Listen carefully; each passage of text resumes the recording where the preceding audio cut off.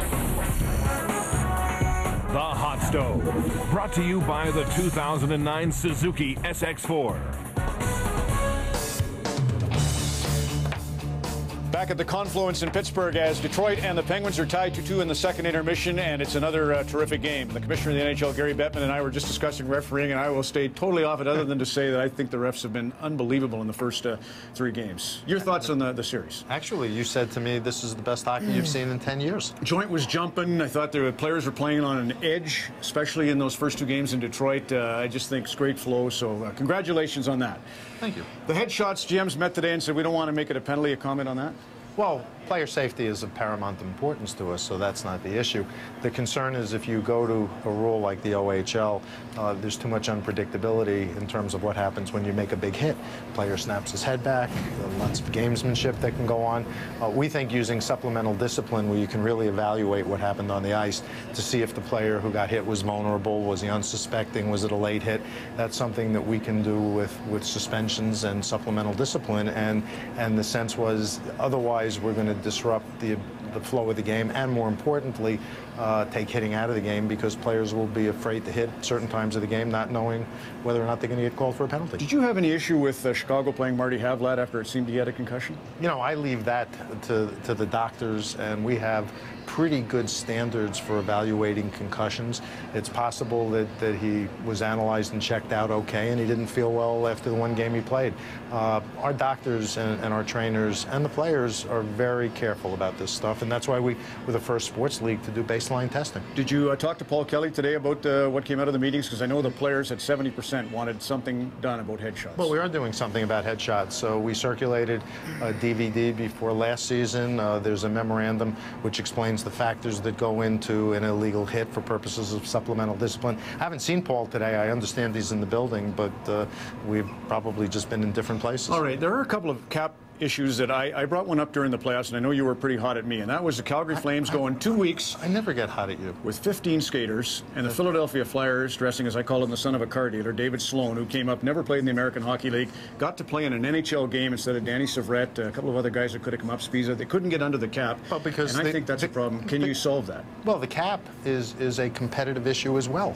How you spend your money under the cap determines what your team's going to look like, and if you use up all your cap space and you don't leave yourself some flexibility for injuries, there's a consequence to that. And I'm not saying any club did anything wrong in terms of their cap management. But well, obviously they did. No. What I'm saying is you make judgments, and Calgary had a lot of injuries. Nobody could have predicted it, but that's the consequence of using up your cap space. Another club at the trading deadline might have said, you know what, I'm not going to make a certain trade that Calgary made, and didn't leave themselves enough room. Paul Holmgren said that. We want to be the best. Well, but I guess we can't be. We're going to have leeway. No, what you have to do is leave yourself room to deal with all contingencies, and injuries are a part of the game. Well, so you wouldn't consider a change? You wouldn't look at maybe altering it so that if there is a set amount of injuries in the last 2 weeks, because don't you think the fans get cheated, that the standings get cheated?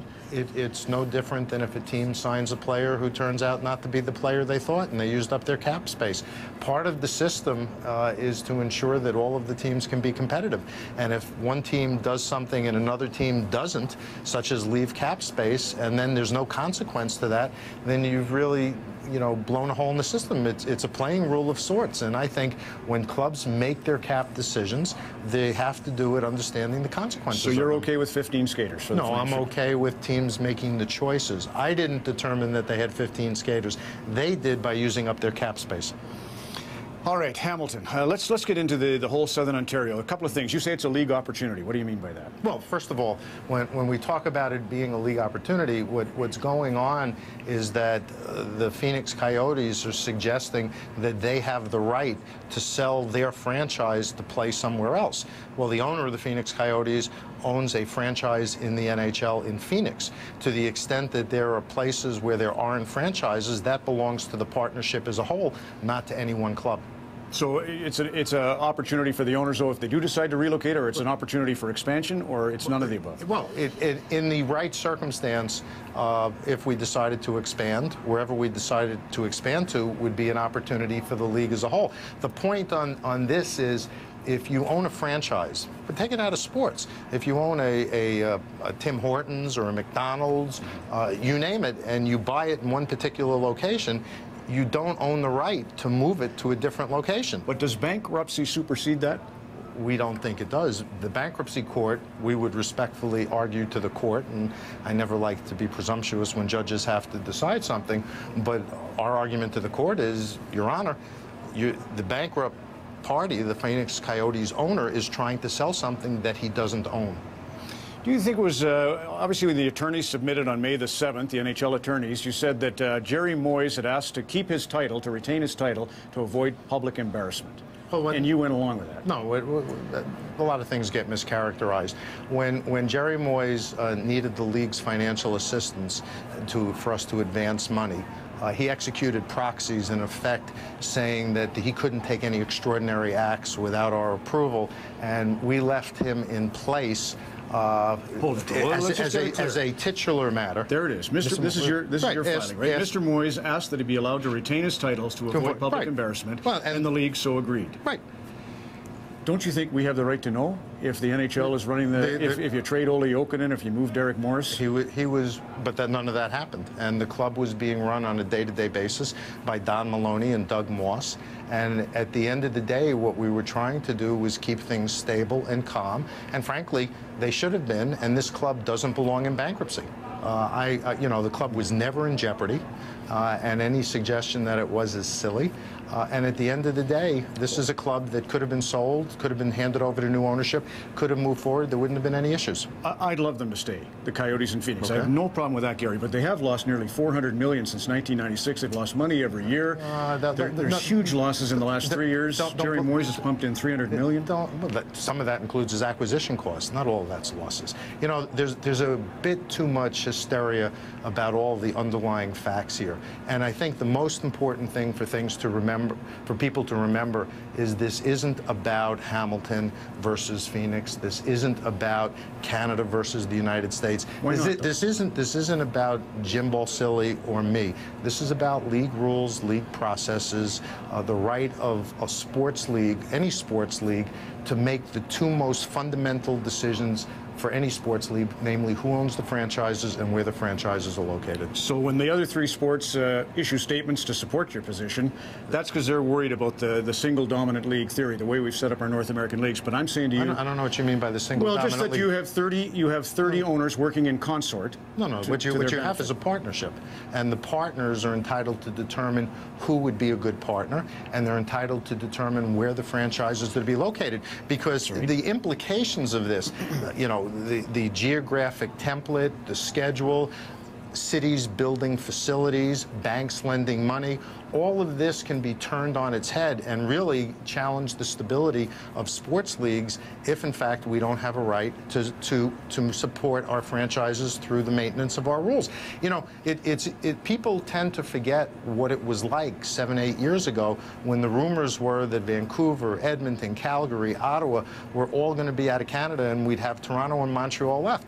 If teams could just, by using the device of the bankruptcy court, pick up and move, then you would never have franchise stability, and you would find franchises in all sports running out on their fans whenever anything went wrong. So you say it's a problem with your investment bankers, that threat of the relocation to Hamilton? No, what investment? No. Would it be a problem? Bankers who lend money to franchises. Okay. Bankers who lend money to build arenas and stadiums. Which is huge. That's what I'm asking you. That's, I think, one of the reasons you wanted the stability in the past, correct? Of course, you have to have stability. So here you have that free financing, let's be honest. What free financing? 20 years, $20 billion has been spent by taxpayers in North America to build 60 arenas and stadiums, right? I don't know what the number is. That's a report in the book at the Cass Business School in London. That's the most recent book, Paychecks and Checks, something like that. But you can look into it. It's $20 billion over the last 20 years. And you know that free financing exists, correct? I'm not exactly sure what you're talking about. Well, the owners, like, here's an example. Minnesota State Legislature has just waived $32 million of the $48 million loan, the state, to the city of St. Paul to build the Xcel Energy Center, right? Now the city gets that 32 waived, the million they owe the government, the state government. Now they're turning around and building Craig Leopold a 4,000-seat practice rink. So that kind of financing goes on. The beneficiaries are the owners and the players with their meanwhile, salaries. Rod Brydon had to build his own exit ramp to what was... I'm not saying Canada's gone along with it. No, but that's the United States mainly. Well, actually, and that's, you know, Canada has a history of not spending taxpayer money on infrastructure improvements. It's probably one of the reasons that Quebec and Winnipeg moved, because there was no prospects of a new building. And at that time, I didn't want to see those teams move, but we reached the point that nobody wanted to own a team in those markets anymore.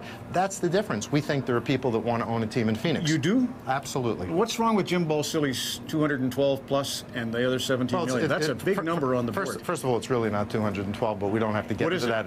It's a much lesser number by the time you do all the set-offs and credits. But that's not the point. The point is, this is a team that's in Phoenix in a new arena, and there are people that would like to own the team there. So if the partners, the owners, came to you and said, what's your recommendation, Gary? What would it be? I would tell them before I would tell you. Our thanks to the NHL Commissioner. 2-2 after 40 minutes on Hockey Night in Canada and the Stanley Cup playoffs. We'll continue with a reaction from the benches in just a moment.